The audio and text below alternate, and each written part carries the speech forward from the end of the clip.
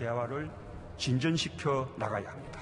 나아가 올바른 여건이 갖춰지고 한반도의 긴장과 대치 국면을 전환시킬 계기가 된다면 나는 언제 어디서든 북한의 김정은 위원장과 만날 용의가 있습니다. 한 번으로 되지 않을 것입니다. 북한의 결단을 기대합니다.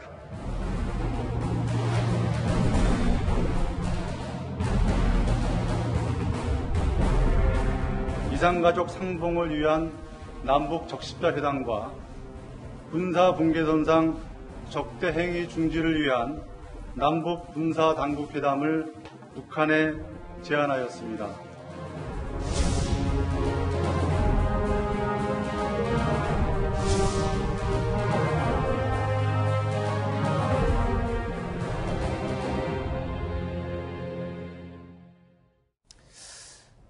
자, 정부가 문재인 대통령의 베를린 구상을 실현하기 위한 후속 조치로 남북 군사 당국 회담과 적십자 회담을 개최할 것을 북측이 동시로 제안했습니다. 자, 한반도의 남북 긴장을 완화시킬 수 있는 첫걸음이 될지가 기대가 되는데요. 자, 일단 보겠습니다. 이 남북 군사 회담 7월 21일로 정한되는 이 날짜에도 좀 의미가 있죠, 신부장. 네, 그렇습니다. 문재인 대통령이 그 베를린에 가서 이제 선언을 했죠. 네. 7월 27일, 그러니까 6일 뒤인데요. 21일부터 6일 뒤인데, 그게 휴전협정을 맺은 지 64주년이 되는 날입니다. 네. 그날을 기념해서 남북 간의 그 군사적인 긴장을 해소할 수 있는 그런 조치를 취하자라고 선언을 했기 때문에 그것보다는 빨리 먼저 실무적인 협상이 있어야 되는 거죠. 네. 그래서 6일 전에 21일 날 만나자 이렇게 오늘 제안한 겁니다. 네. 자, 국방부는 특히 오늘 군 통신선 복원을 하는데 좀 같이 합의를 하자라는 내용을 제안을 했습니다. 그 내용 목소리 들어보시죠. 북측은 현재 단절되어 있는 서해지구 군 통신선을 복원하여 우리 측 제안에 대한 입장을 회신해 주기 바랍니다. 북측의 긍정적인 호응을 기대합니다. 자, 서해지구 군 통신선을 복원해달라고 북한에 우리가 요청을 했는데 그게 뭡니까? 설명을 좀 해주시죠.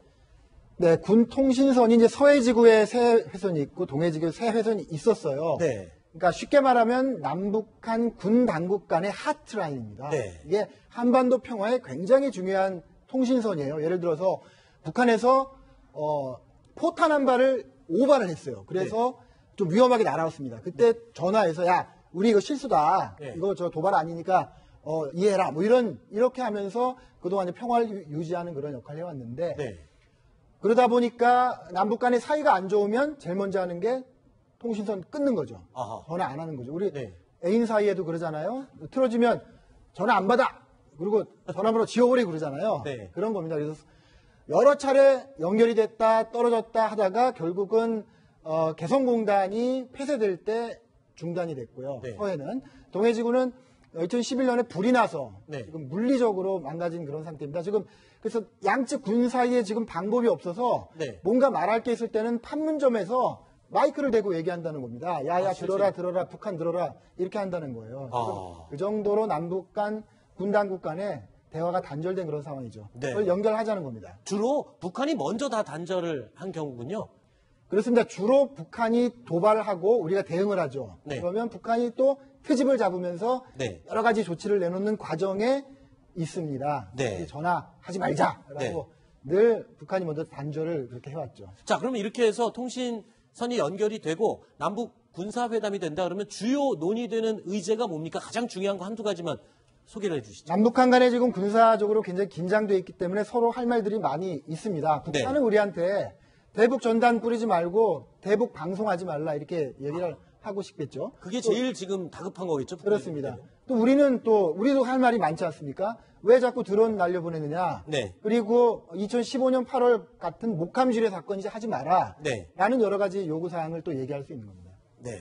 자, 그리고요. 남북 군사회담, 남북 군사당국 회담을 제안하면서 한 가지 더 우리 정부에서 제안을 했습니다. 그러니까 8월 1일에 이거는 민간 차원이 이제 제안이죠. 남북 적십자 회담, 즉 이산가족 상봉을 제안했는데 남북 군사당국 회담을 제안하면서 하필 이 적십자 회담을 같이 제안한데도 다 이유와 계산이 있을 것 같아요.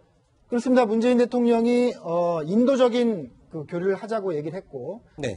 우리 정부가 지금 추석 계기로 이산가족 상봉을 노력하고 있지 않습니까?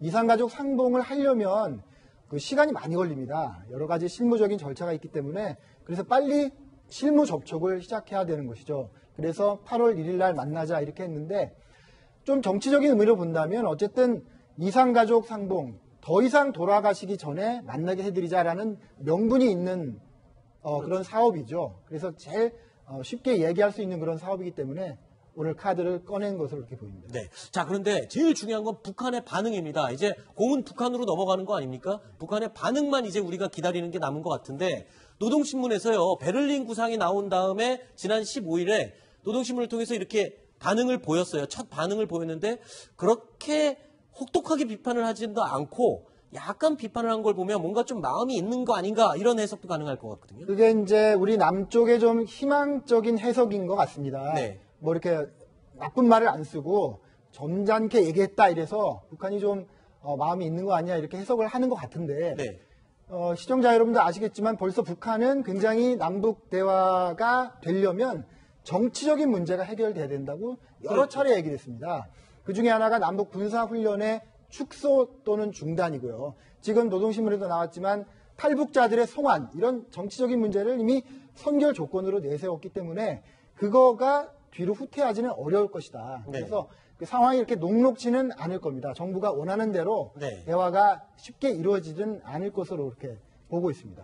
네, 알겠습니다. 자, 문재인 대통령 일단 북한과의 대화를 이끌어낸다라는 부분에 있어서 굉장히 뜻을 강하게 갖고 있는데 일단 공은 북한으로 던져졌습니다. 과연 북한의 김정은이 이 공을 얼마나 따뜻한 마음으로 받을지 아니면 나몰라라 하고 그냥 굴러가게 냅둘지 지켜보겠습니다.